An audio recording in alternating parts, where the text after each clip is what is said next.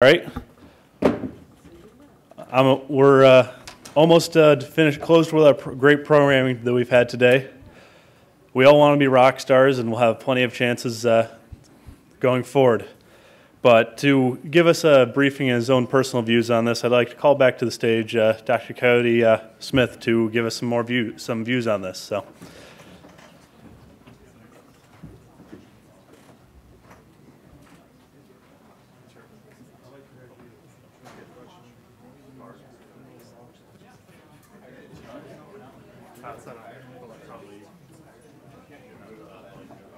I'll turn it on.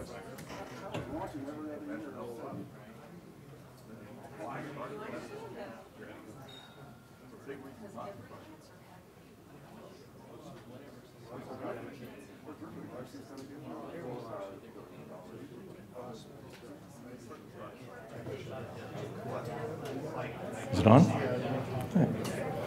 Yeah, hello everybody. Mark Hopkins. We've actually had a vote, and we decided to give you death. I said, we've taken a vote, and we've decided to give you death. Oh, okay. Hello again, everybody. I'm Colonel Coyote Smith. Something I wanted just to explain to you a little bit about what I do. I'm the Chief Future Scientist now for the Air Force, and my job is to track technologies and to advise the Chief of Staff of the Air Force on how those technologies are evolving. And the time frame that I'm looking at with this is over the next 30 to 50 years. It's an absolutely fantastic job because I travel around to a number of laboratories for all different types of technologies. If it's got a word in it such as nano, bio, cyber, nuclear, all these types of words are the things that come to the fore of the research that we do. I run a center called the Air Force Center for Strategy and Technology, where we put this type of information together so that we have got a better chance of getting the future more right than wrong, because we're starting to study it now, and we're trying to prepare for it, and that's kind of exciting. Well, the title of my presentation is Sex, Drugs, and NewSpace.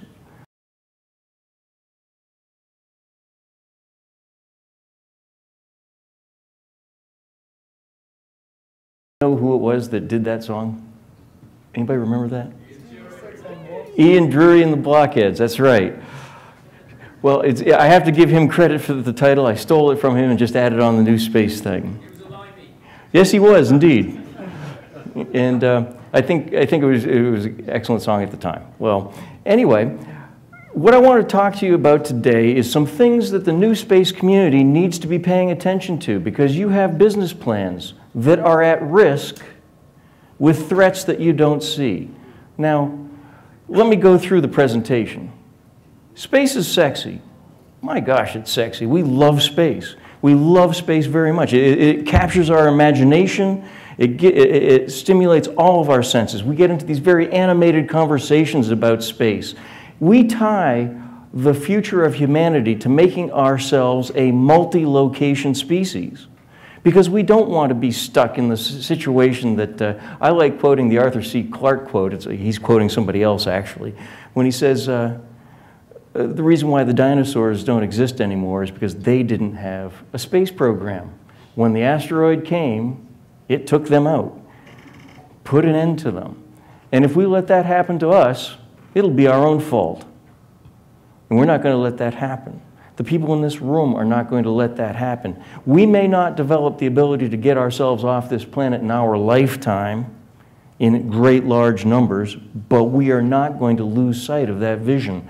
Part of what I do in tracking technology is I have to fish through a lot of science fiction, a lot of science fantasy as well, because I find where a lot of those pools of ideas are. And I'll tell you something, if Jules Verne, H.G. Wells, and Robert Heinlein didn't write about it, it's probably not going to happen. They were amazingly prescient. They had such incredible thoughts. And this is tied up with why we think space is sexy. But we have to be very careful, because we can easily drug ourselves with our enthusiasm. Sitting in the Pentagon in a previous assignment, people used to come to me with half-hatched ideas that required what we refer to as unobtainium. We need, in order to make this brand new and innovative launch system work, all we need is an impossibly light material that's impossibly strong. And we believe that this is a worthwhile investment for the guy. It's only going to cost you $600 million. And in reality, what they were asking the Department of Defense to do was their own due diligence that should have been presented in a business plan. And it was very easy to cancel or cut or terminate or end the meeting before ideas took off. An idea that I think we all find compelling, it's certainly interesting, it's one of the things that I've paid close attention to and continue to track, is the idea of space tethers. Not only space tethers, but space elevators. But when somebody comes to me and gives me a presentation and tells me that the filament will just be 1 millimeter from the Earth out to geostationary, and they haven't even thought about what the effects of wind are going to be on this, the S spiral that space elevator will get into, I realize that they have not thought this through, that they're expecting me to spend my money to do their due diligence. And we can't do that. Well, now wait a minute. We've actually been guilty of that. I like that poster over there. Oh, by the way, I don't know which one of you folks take these things home, but I imagine that these line your bedroom. You have copies? I'd kind of like them myself. Space is a place, not a program. And somehow we've forgotten that. And we have projects that we call programs. And oftentimes we have made terrible mistakes in the last 20 years. We have I would say that we have lost 20 years of proper, slow evolution of our space projects because we were not satisfied with doing the little evolutionary changes to simply advance the state of the art. At every increment, we wanted to go for brand new, brash, revolutionary breakthroughs that, in the thought that it would leapfrog us ahead, it would advance our overall spacefaring capabilities. And when you sit there with the space architect and you talk about how these programs get broken, it almost always goes back to unrealistic requirements that were lavished on the contractor. Now here's the problem. There's an interface with that. There is the interface because the contractor, basically you're in a negotiation for what those requirements ought to be. They have a tendency to oversell their product with optimism, unbridled optimism, that they can solve the technical problems to deliver the product that you're looking for. And you as a customer, well, if they can do it, wow, that would be a significant advantage. And so we allowed a lot of our space programs to go broken. The other thing that we have done, mostly on the civil side, is our projects have not survived from one administration to the next. There is this, and I'm going to quote here a very good friend, I'm sorry he wasn't, Roger Lanius, longtime historian for NASA, now working over at the National Air and Space Museum. Fabulous writer. I encourage you to read his books. He talked about the drug of presidential leadership. There is this idea that presidential leadership is what drives space programs. And he demonstrates in one of his books, The Myth of Presidential Leadership, that is simply not true.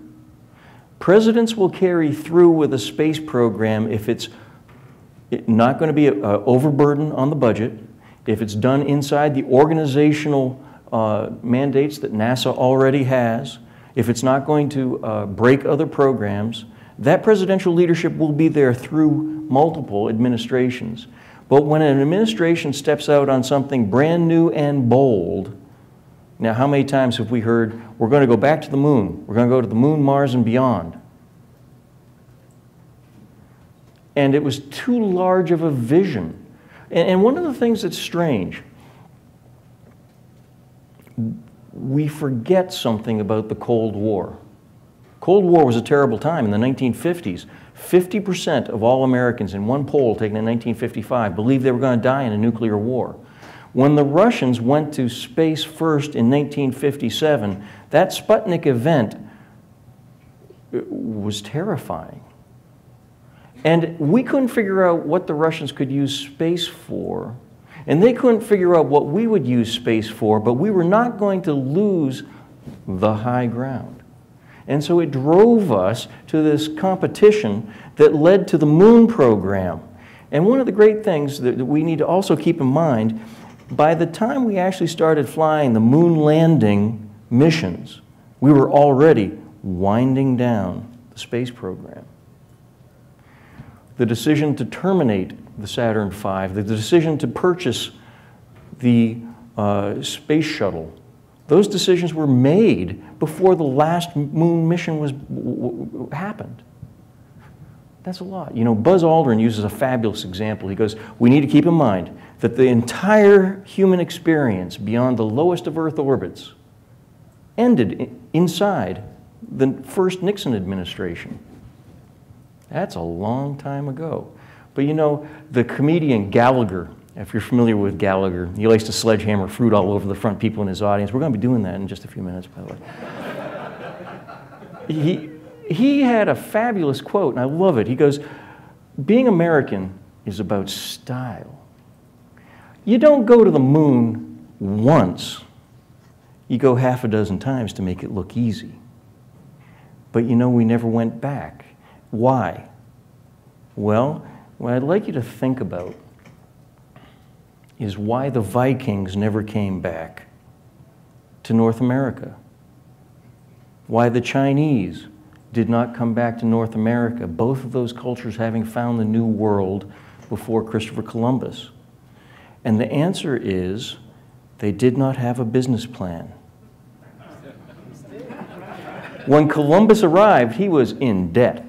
He was up to hock. And the other thing about it, you know, we have a copy of the contract. Art Dula, one of our great members of this fabulous Space Frontier Foundation, head of the Heinlein Foundation, he provided me with a copy of the contract Columbus had, and it appears that he couldn't get investors until that one Queen Isabella just lavished him with a huge sum of money. And then all the rest of the business community couldn't get enough little investment pieces into that act. He had insurance on his mission, on his cruise. His sailors were contracted. He had a business plan. Now, here's the problem. I've talked about the drug of our unbridled enthusiasm, which causes us so much problems. But I've also told you that we need to keep this enthusiasm. We need to keep our vibrant excitement going for space, because it is how we're going to beat the dinosaurs. We're in a head-to-head competition with the dinosaurs. Right now, it's a draw, because we don't have the game to get off the planet yet. But we want to make sure that space is safe and secure. We want a secure space environment. We want to mitigate debris. We want to remove debris. We want to make sure that warfare doesn't go to space and ruin the environment up there so that subsequent spacefaring cannot occur. We have a lot of people that are doing great work through the arms control community and the United Nations to try to formulate an international code of responsible spacefaring activities. It's got kind of a strange history. But as I mentioned in my earlier presentation, you have to have a few minutes of concern, and this is where the NewSpace problem is going to come. It's a set of threats that you're not even on your radars. And we need to take this into account. When Christopher Columbus came to America, he did so under rules and regulations and laws that allowed him to capture the types of profit items from his exploration and bring them back to pay off those loans.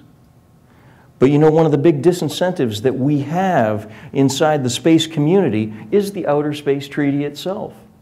And I will tell you that this code of conduct, although it's called voluntary, they're writing it down in very formal legal trappings. Now, customary law doesn't have the force of full weight of law, but you're expected to comply with it. But what happens when you have this voluntary set of codes that's written down very formally? Well, suddenly, that becomes the international expectation for performance, as it says. It basically becomes laws. Now, the intention for this code of conduct is for the president to sign it into policy of the U.S. by executive order. Not going through a ratification process, not going through a Senate review. The due process that Mark Hopkins was looking for, representation, is not present in this. It's a negotiated code of conduct. It's not a treaty, even though it's negotiated. It's a treaty by a different name. So you have to worry about what's in that. Coming back from New York City to arrive here just yesterday, I was participating in the UN's meetings on the Code of Conduct.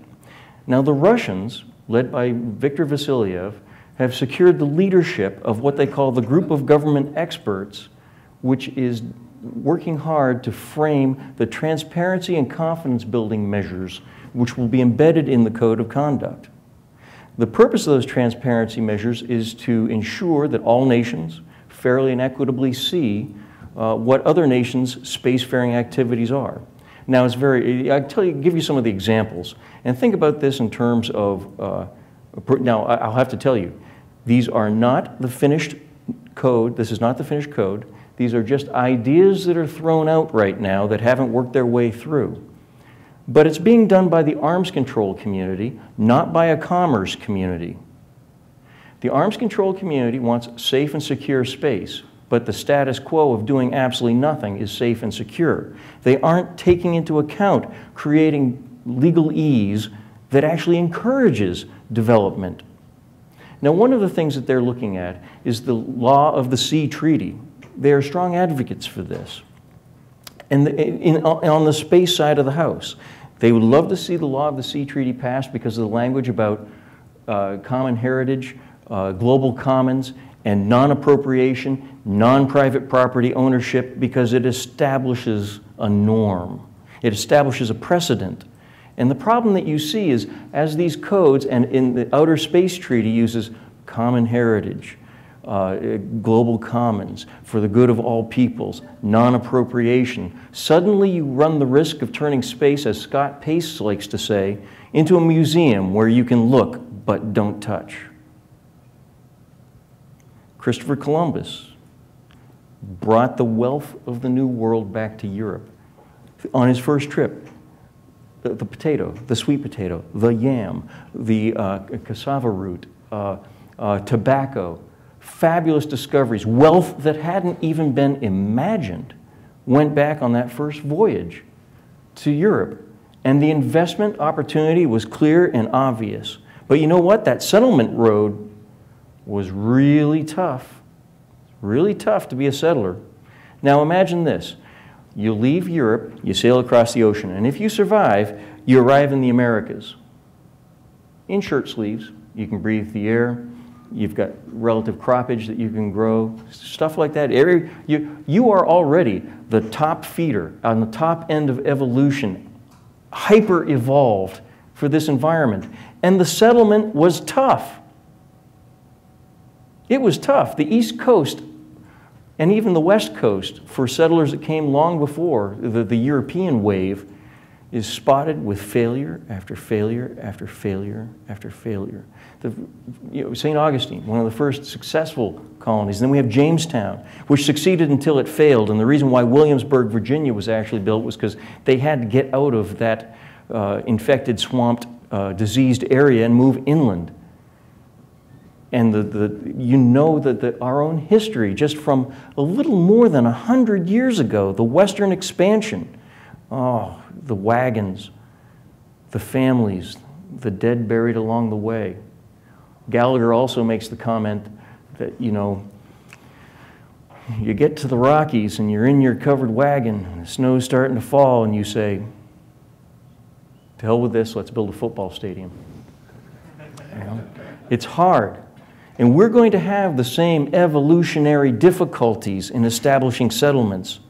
Now, Columbus didn't have to go to the Americas with treaties, codes of conduct, everything else like that. The expansion of the Americas would have been at risk if the same type of bodies of law, the codes of conduct, the general discussions were set into place before he ever took off, like what we will experience when we go to space.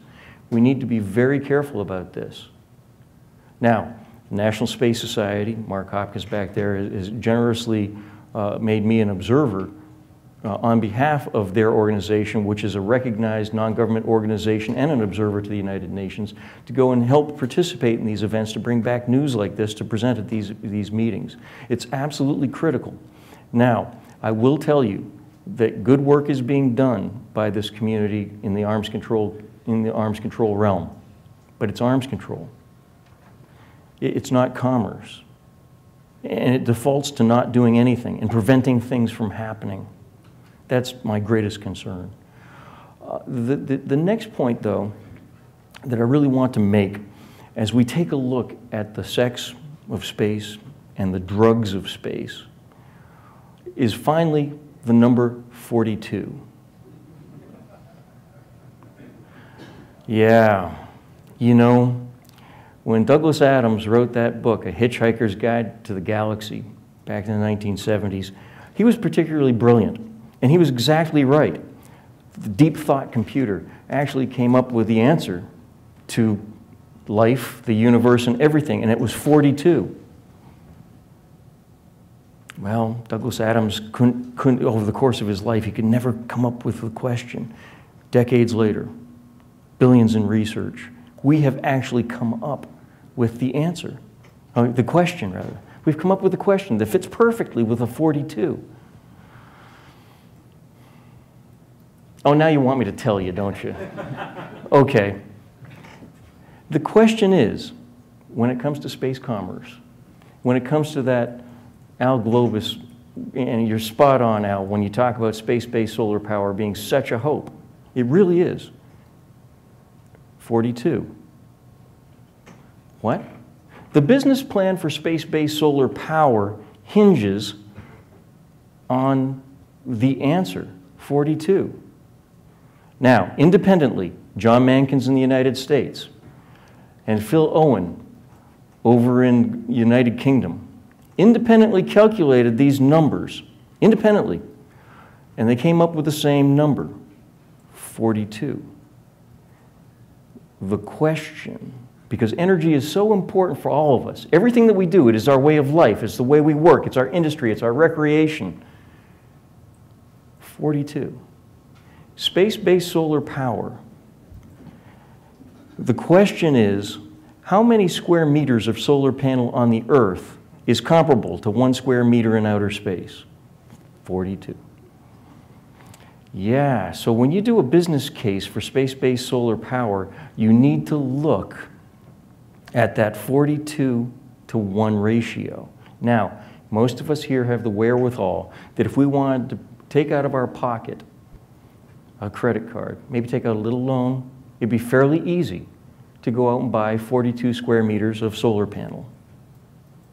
But you know what? It's really difficult for any one of us, unless your name's Elon Musk, to put 1 square meter of solar panel out into outer space. But you don't just put 1 meter into outer space. You want to put basically the equivalent of a nuclear power station in outer space. And where were we with that? About 2 kilometers on one side, 6 kilometers on the other of collection. Massive. But you know what? The technology is coming.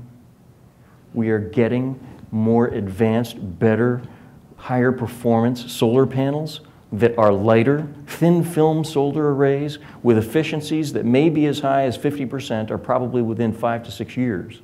Think about the weight reduction that does. Think about the lifters that are coming out now, Falcon 9, the ability to lift massive loads is really quite good. 42, and there it is. How many square meters of solar panels on the Earth is equivalent to 1 square meter in outer space? So you see, space holds a great deal of hope. And I am delighted to have worked with space for all these years. And with that, I'd like to actually open it up to any questions you folks might have, so I can refer them to Dallas.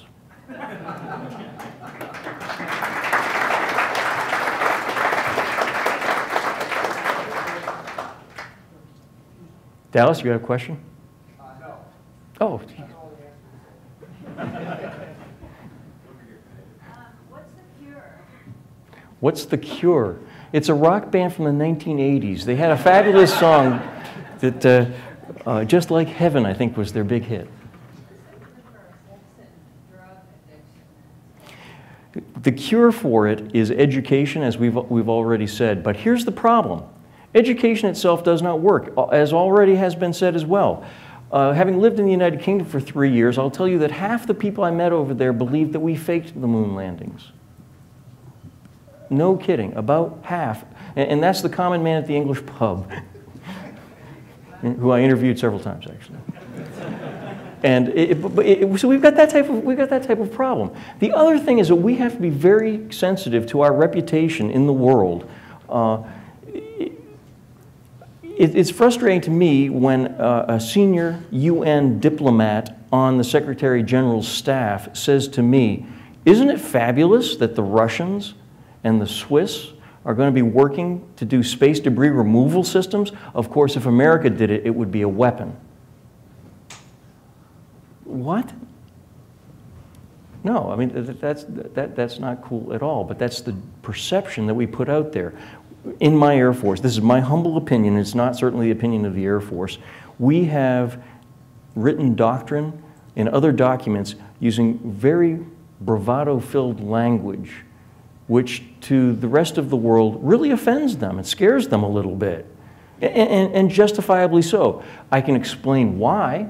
It's because all of our space professionals are in the United States Air Force, and we read air power doctrine, and so we write space power doctrine to mirror it, using the same type of terms and vocabulary, and it's that simple. I'll tell you a word that the international community hates. It's dominance. You know, space dominance. We've written that in a lot of our documents, but we seek space dominance. Well, crying out loud, dominatra, it comes from a word that means to dominate, as in terms of to dictate to, unmitigated ownership. We have to be careful when we use that type of language. They think that we're all a bunch of cowboys. No offense, sir. And we have to be careful with that. Yes, Al. I'm trying to figure out where the 42 square meters comes from, because insulation is only about a factor of 5. There's no reason to believe that the solar cells on the ground are any less efficient than the ones in space. And of course, the efficiency of getting the power to the grid should be higher on the ground. So I can see a factor of 5. I can't figure out where the 42 is coming from. Yeah, where that actually comes from, Al, and I don't want to put words in the mouths of either John Mankins or Phil Owens, but they did describe to me some of the characteristics independently that each one of them used. They assumed that the solar panels were at the 45th parallel, not on the equator, not at the North Pole, but halfway through. They also assumed day-night cycles, the sun's greater intensity on orbit. They took into account weather patterns, dust problems, sustainability, maintenance, and stuff like that. But again, Not a factor of 5 in the U.S. As I say, well, I'll have to get you in touch with John Mankins, and he can discuss it out to death with you.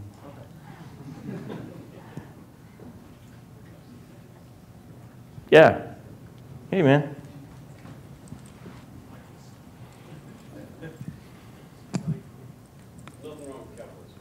No, not at all. Yeah, they asked us with the packet when they went through the border of California.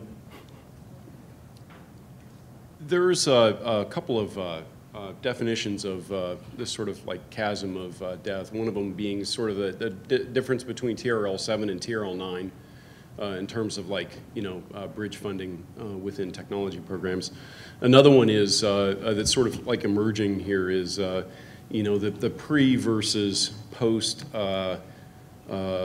large-scale space tourism or space solar power or big infrastructure, something in orbit.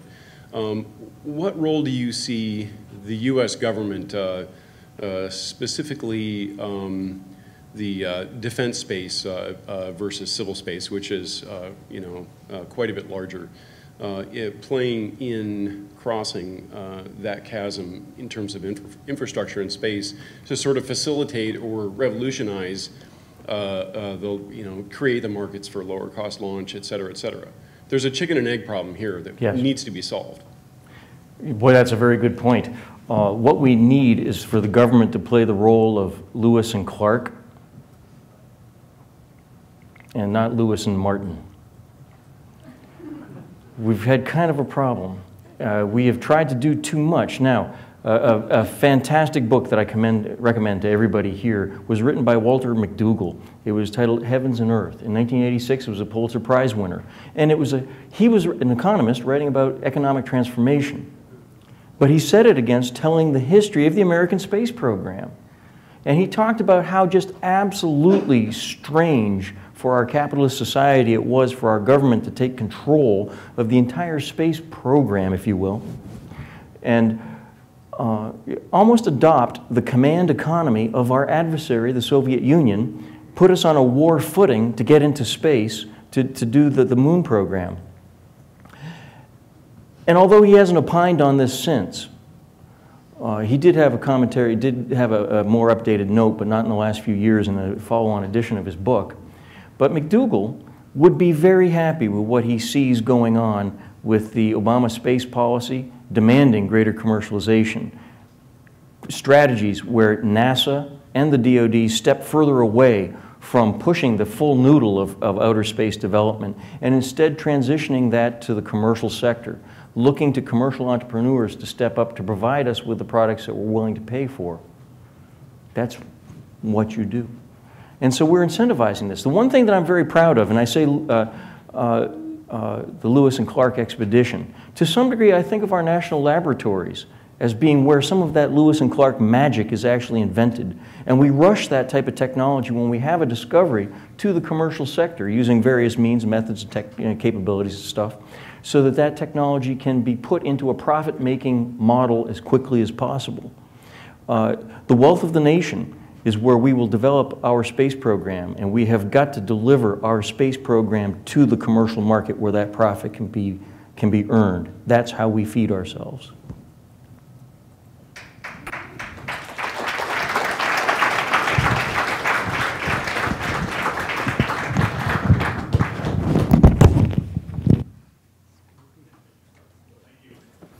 Cheers. All right, thank you everyone for attending our programming sessions today on Friday. We are now going to be closing the programming room for the day. We'll recommence the actual programming tomorrow morning at 8 a.m. Tonight, I encourage you to attend the events such as the Tweet Up, which is at 8 p.m., and at 6:30 the Laura L. Info session. So, hope everyone continues to be enjoying the conference, and I'm looking forward to seeing you tomorrow.